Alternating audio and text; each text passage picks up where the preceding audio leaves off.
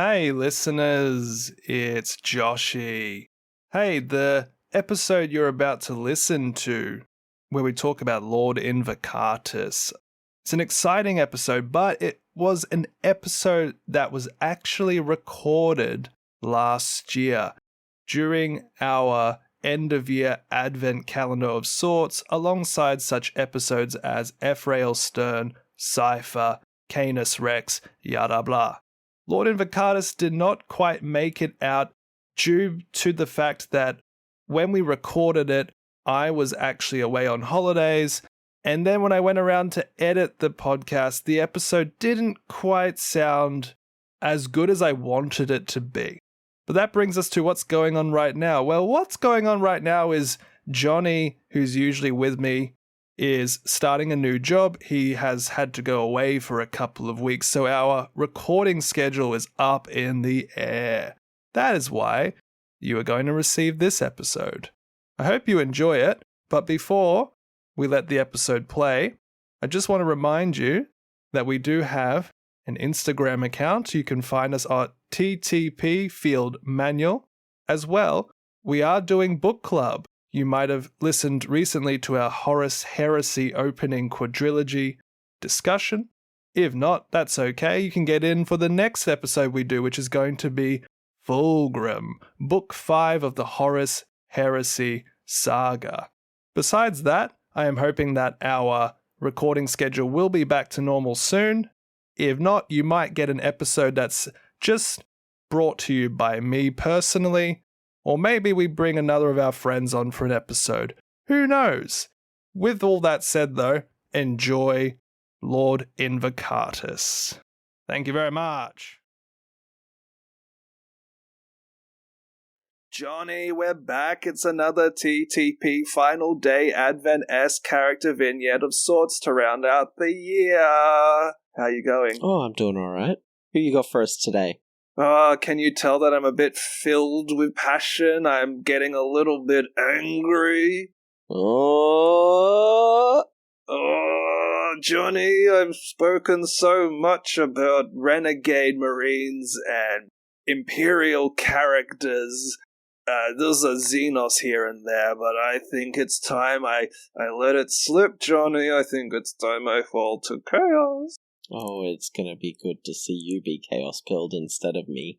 I have not a quote because this person doesn't really have one that I could find. I have some titles instead. I was gonna say, just scream as loud as you can, right? Who do you think is the horseman of the apocalypse, Jonny? The winged axe, Khorne's thunderbolt, lord of the avocados. Yeah, I was about to say the same thing. Lord Invocatus.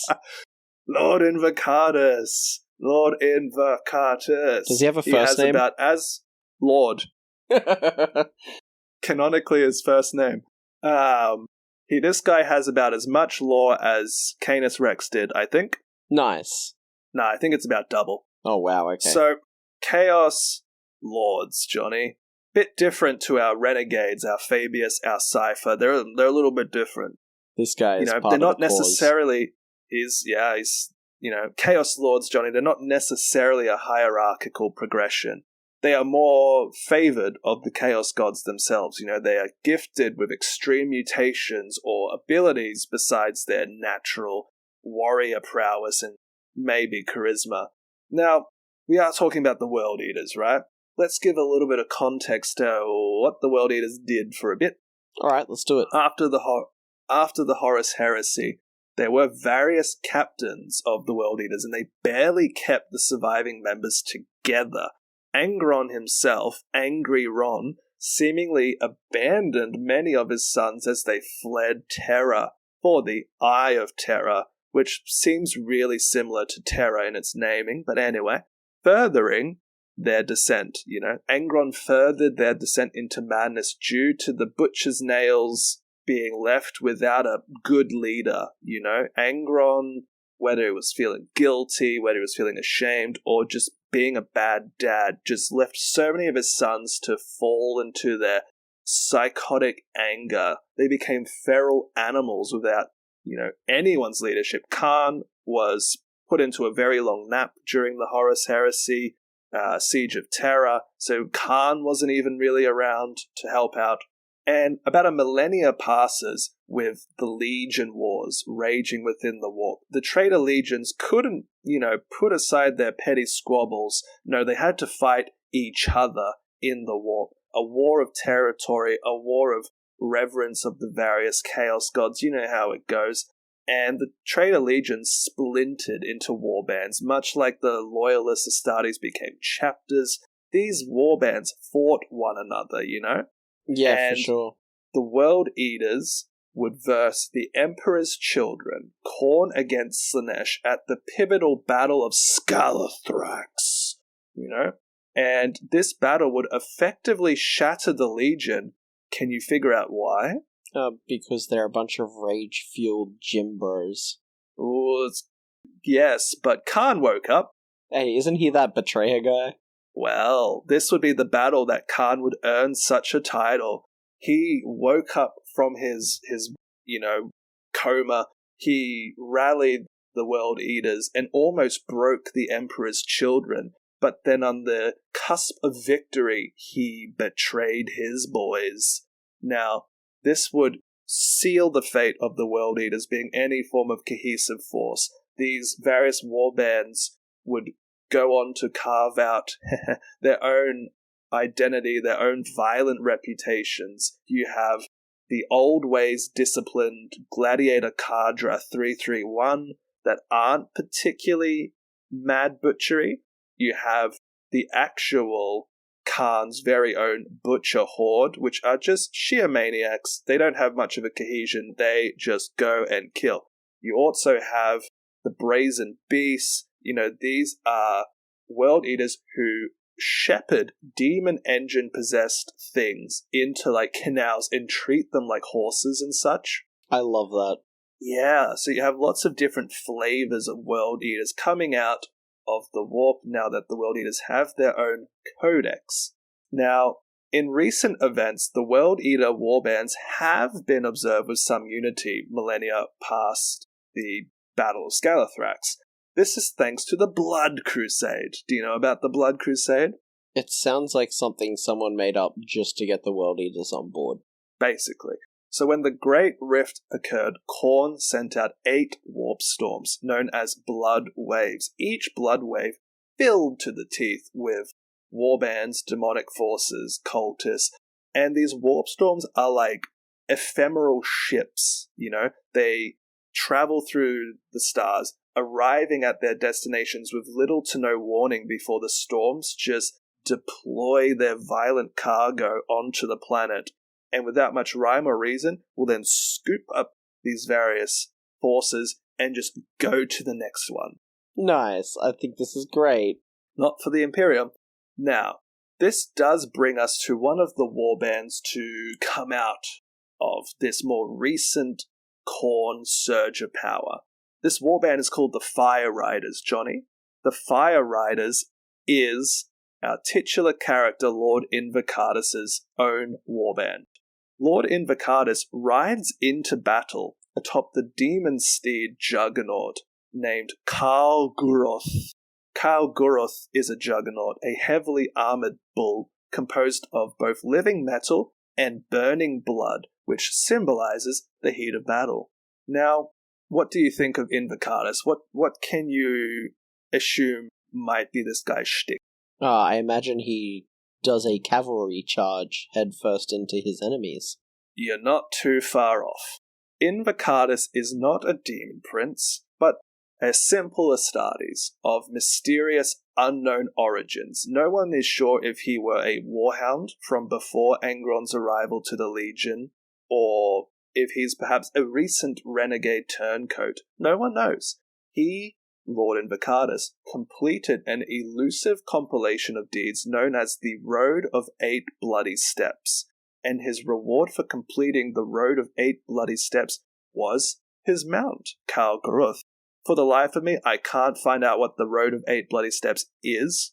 It might not have any lore. It might just be. Yeah, that sounds fitting for Khorne. They don't write a lot of things down. Nah.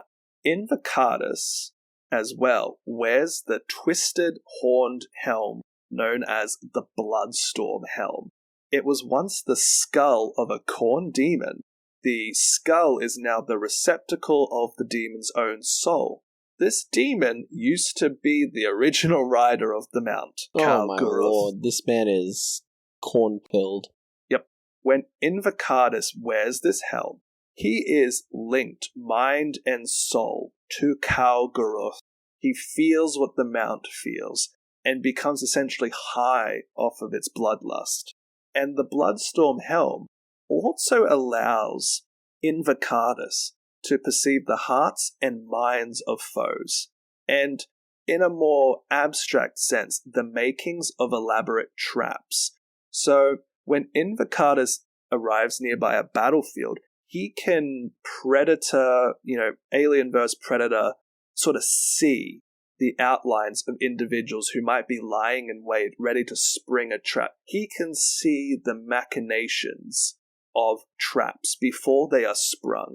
And this is an incredibly powerful tool for this guy. Yeah, because his willpower is of frightening levels. He can almost single-handedly force his entire warband into cohesion, even though his tactics are the classic charge and kill variety. The reason why this is particularly great, we'll touch upon in a second. With Invocatus, he does wield a couple of very funnily named armaments. His chain axe is known as the Coward's Bane. His bolt pistol is the Trickster's Doom. His axe is considered perfectly balanced and aerodynamic. It has an elongated shaft because he's atop his steed, and so he needs to be able to swing something a bit longer.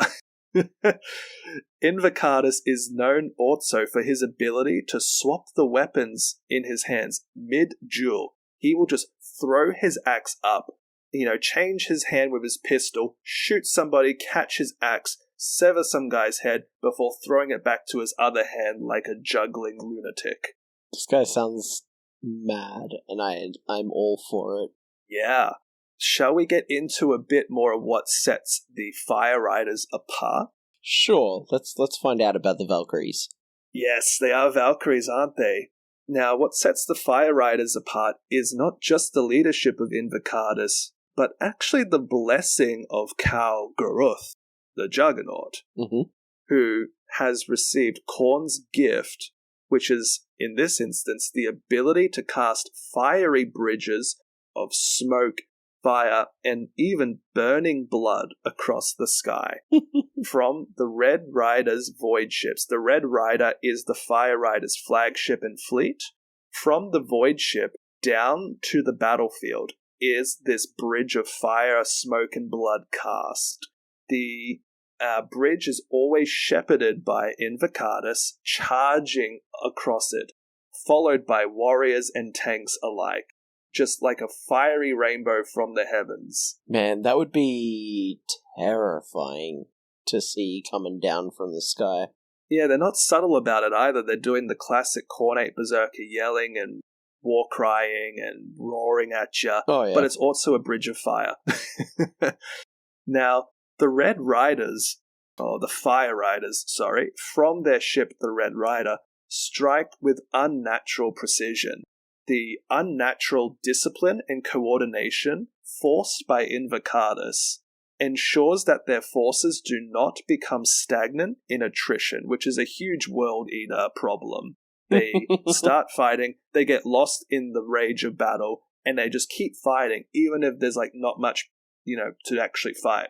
Invocatus will just force his boys together and be like, we're done here. We're going somewhere else. Let's go find the next scrap. And some World Eater lords consider him a little cowardly because he's not finishing the job. But what he's doing is, instead of hit and running, he is in actuality crippling a target before continuing on to the next target identified by Invocatus' more predatory instincts. He believes his force needs to be efficiently savage, not just savage. It's always nice to see a World Eater with a brain. He has a brain, but he doesn't have much of a heart because he doesn't really care if his force dies because once again, Johnny, say it with me, Khorne does not care from where the blood flows. Yep. Now, there are only 2 decently documented conflicts for Lord Invocatus. Dude came out like a year ago. yeah. He's had 1 codex. Give him a break. He came out like a year ago. Yeah. I don't think he's even appeared in a book. Now, would you like... Oh, actually, no. One happens because of the other. You can't choose this time. Sorry. All right. So, we'll stick to chronological order. the Ebon Vale is a Deathwatch watch fortress. Oh, no. That's not where you want to be. Now, Invocatus, being the mad lad he is, with his Red Rider, uncovered all the hidden defenses of the Ebon Vale.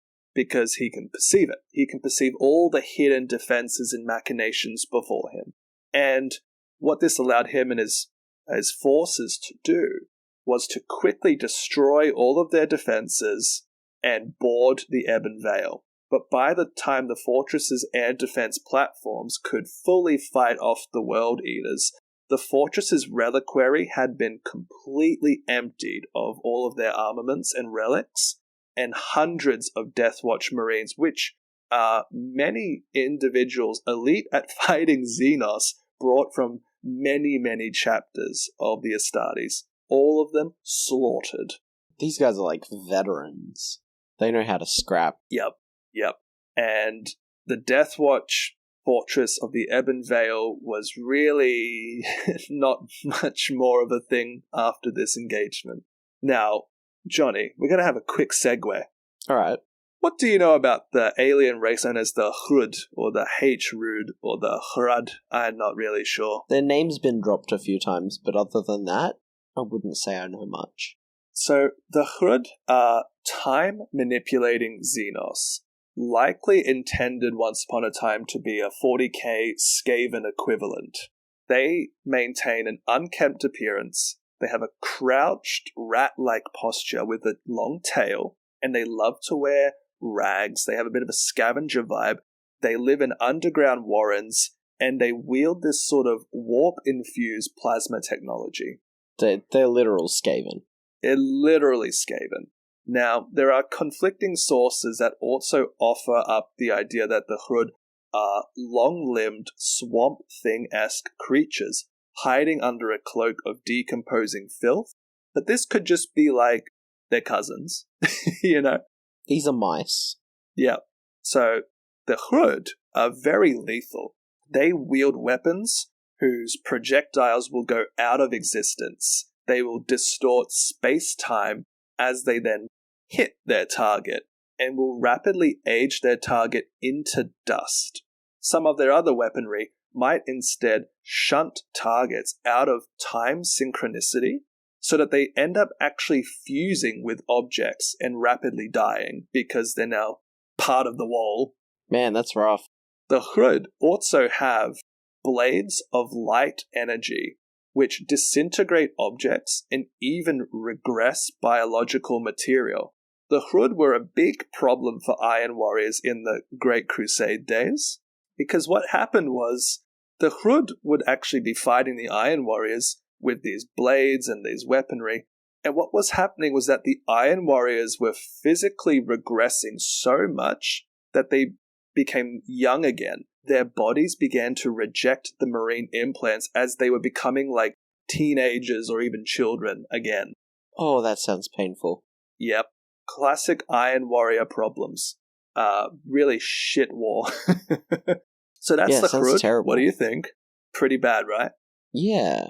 There's a bit more on them. Maybe an episode in the future of all the minor Xenos races. There are some fun ones. But that's a quick TLDR about the Hrud.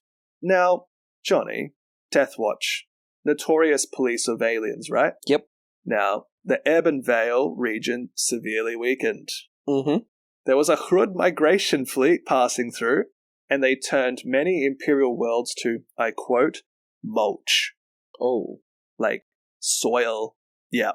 Invocatus and his forces thought, what a fun time this is going to be, and managed to tear apart the entire Hrud fleet. But due to the disintegrating properties of Hrud weaponry, Invocatus was the sole survivor amongst the dust. Whoa, his whole force. Yeah, he also, at this point, I believe, was partnered up with the Brazen Beasts warband, which are the guys that like to run around with, I believe they're called Slaughter Fiends. Essentially, you know the old Chaos Defiler? Yep.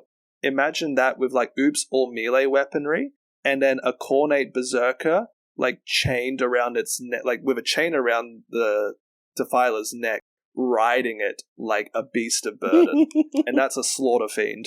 That They sounds used to have a amazing. Forge World model, I believe, and that's the Brazen Beast's whole shtick. Man, Chaos. How could anyone not love Chaos? It's so unhinged. Did you see it? I sure am looking at it. So that's Khorne, and one of the reasons why people were a little sad that the World Eaters release was a bit lackluster, because you have things like Slaughter Fiends that were once a thing and not a thing right now.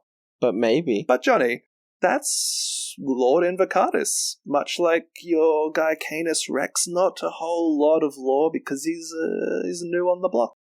Yeah, no, he sounds like a really cool guy, and it'll be interesting to see where he goes from here. Yeah, what do you think of his role within the World Eaters tapestry of characters? Well, a lot of the World Eaters characters feel very one-note, and I really like that he has a little bit more depth. Like, he's not just running into the slaughter, there is a plan, there is some strategy, and the image of him just, like, running down this flaming blood bridge from the heavens just really resonates, doesn't it? Yeah, I think he is my favorite World Eater character because of the fiery bridge. Yeah, right. He is definitely on the highway to demonhood, as some people would believe, because he's just so efficient that he has, as I may have mentioned earlier, a title of Khorne's Huntsman. That's pretty cool. Okay, I guess I didn't mention it earlier, but there we go. That is him, but we also have to talk a little bit about his tabletop representation, of course. Yeah, of course.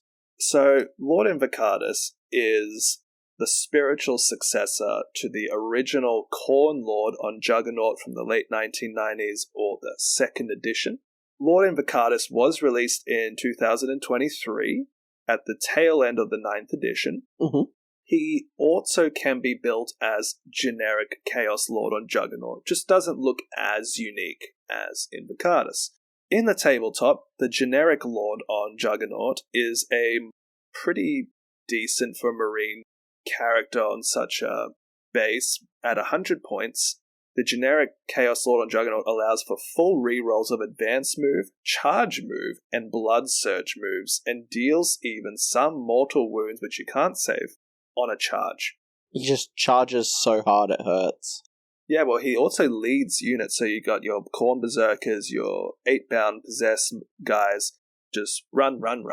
Now, Invocatus, alternate build, is slightly more expensive at 140 points, which can be actually quite a difference in Marines list, because That's no matter the huge. flavor of Marine you have, they're pretty expensive, and you don't have a lot of wiggle room for points. That 40 points will likely be the difference between taking Berserkers or basic Cultists. Yep. But what he does have is a 12-inch movement and 8 wounds from a 4-up invulnerable save, so a half chance to shrug damage. Yep. He has Scouts 6, and he grants 2 other units Scout 6 at the start of the game. Any unit he leads gets to shoot and charge after falling back, which is huge when your whole army loves charging in. Charge is a bonus to the actual fight phase, and keen players will likely throw some infantry they don't really mind losing into a melee army to tie them up. And if you can't get out, your aggression is significantly damaged. Invocatus could care less, though. Oh yeah, and the Scout 6 and giving other people Scout, that's such a cool little flavor bomb. Just really shows him just soaring in from the heavens, right? And pulling everyone together for that cutthroat, Yeah. go for the head charge. He does have a lot of melee threat for his cost. He's very strong. He will, however, have a standout silhouette, so you could get line of sight on him for shooting relatively easy. And he is mounted, so he does have to go around buildings. So depending on the table you're playing on, might not be the best idea to have him, but he seems pretty good. I have a very funny mention of his 9th edition stat sheet, though. His axe, Coward's Bane. It, in 9th edition, not the current 10th edition, but in 9th edition, it ignored invulnerable saves. Nice. And had a 3 AP profile. Which now it has a 2 AP profile. And does not ignore invulnerable saves. Ignoring invulnerables would be a lot. It might be something World Eaters could benefit from, though. They seem to have only 1 or 2 shticks until they get more of a range, like Slaughter Fiends. But they do have an upcoming range semi-confirmed. Like, they have said there will be a second wave, so it's good bet next year, maybe? Yeah. I would hope before Emperor's Children gets a range that World Eaters and Votan get the rest of theirs. But, Jonny, that's Lord of the Avocados. Nice, dude. He's a fun dude. He is fun. A lot of these characters seem really fun. And I think that's the big thing, like, that especially doing this little project, you learn that even these characters that don't have a lot of mention in the lore have some really interesting things going on. And, like, there's just so much lore out there from the past 40 years or whatever it is that this game has been around. Yep. Even if a company was to introduce a better game in comparison, or nicer models in comparison, you cannot get over the juggernaut of Games Workshop's IP. Yeah. The lore they've managed to build up over quite literally hundreds of books, rule books, novels, tie-in media is insane. There's no other game that's going to overcome that. And when you play this game, you read these books, you get just so excited and engrossed. And why would you go anywhere else? Yeah. And as we've said many times, like, rules are temporary, models are forever, and there's so many cool models and cool characters. As our friend with a metal rhino would testify to. Right? But yeah, sorry, you were saying. There's just so many cool and interesting characters and stories that sometimes it's fun to just pick up a model and build and paint it just because it's cool, not necessarily because it's good. Yeah, like Canis Rex. No, he's just good. All right, Jonny. I'll talk to you very soon. Perhaps tomorrow for another of these little vignettes, eh? Yeah, let's do it. Have a lovely day, everyone. Let's do it. Bye. See ya. If you start to feel a bit angry, you might want to talk to somebody. It could be Khorne. Ciao, ciao, ciao.